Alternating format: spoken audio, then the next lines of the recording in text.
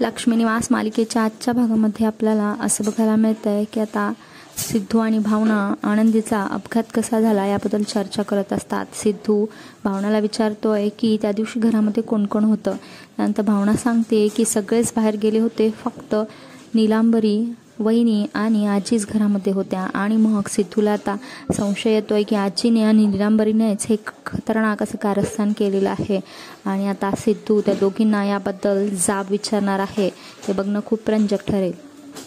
त्यानंतर इकडे आता जयंतला जान्हवीची जी गुड न्यूज आहे ती जान्हवी स्वतःच सांगणार आहे. हे ऐकून जयंतच्या चेहऱ्याचा रंगच उडालेला असतो, कारण की जयंत आणि जान्हवीच्या मध्ये जयंत कोणालाही आणायचं नाही असं त्याने ठरवलेलं असतं. कोणीही जान्हवीवर प्रेम केलेलं त्याला अजिबात आवडत नसतं.